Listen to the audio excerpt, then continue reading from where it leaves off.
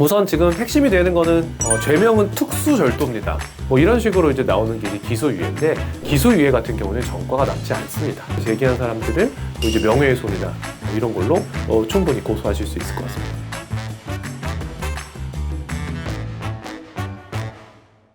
안녕하세요. 상쾌한 배변 배진성 변호사입니다. 네, 오늘은 24기 정숙과 관련된 얘기를 나눠보려고 하는데요. 이제 24기 정숙이 뭐 특수절도 전과가 있다. 예, 이제 성매매를 빙자해서 돈을 이제 훔쳐가는 그 특수절도 전과가 있고, 뭐 그로 인해서 뭐 이제 미스코리아도 뭐 박탈을 당했다거나 뭐 그런 이제 전과자다. 뭐 이런 것들이 있었는데요. 우선 지금 핵심이 되는 거는 죄명은 특수절도입니다.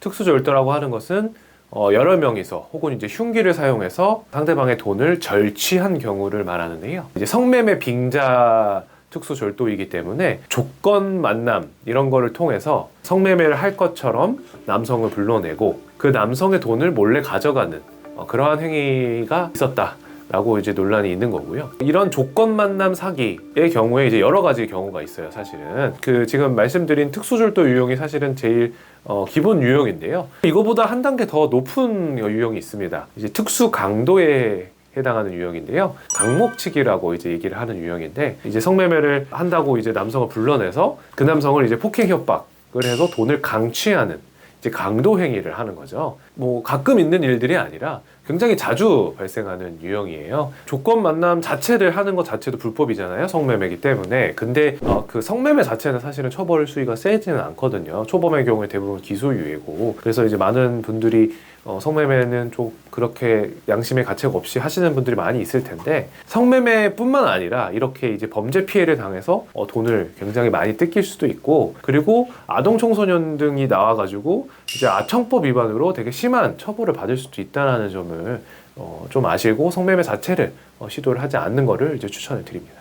지금 이제 그 24기 정숙의 경우에는 가장 높은 유형인 특수강도의 유형은 아닌 것 같고요. 특수절도, 이제 단순히 이제 돈을 몰래 가져가는 절취만 하는 유형으로 보이고. 그러면 특수절도랑 특수강도는 그 형벌이 좀 센 편인가요? 뭐 특수절도, 특수강도, 일단 특수가 붙은 것들은 다 형량이 센 범죄들이라고 보시면 될 것 같아요. 기본적으로는. 근데 아무래도 특수절도랑 특수강도는 특수강도가 훨씬 더 심한 범죄라고 보시면 됩니다. 특수강도 같은 경우에는 초범의 경우에도 실형을 사는 경우도 있고 구속이 되는 경우도 굉장히 많은, 굉장히 이제 심각한 범죄고, 특수절도도 물론 이제 좀 센 범죄지만 특수강도에 비하면 처벌 수위가 좀 낮고 집행유예 쪽이 많이 나온다, 이렇게 생각하시면 될 것 같습니다.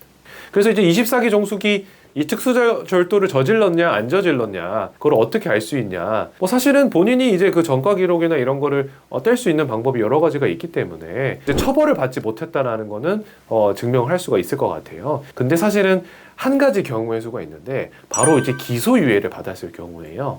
처벌을 하기에는 조금 사정이 딱하니 한 번만 봐주겠다, 뭐 이런 식으로 이제 나오는 게 이제 기소유예인데, 기소유예 같은 경우는 전과가 남지 않습니다. 이제 전과가 없고 기소유예도 아니어야만 이분이 특수절도를 저지르지 않은 게 되는 거죠, 사실은.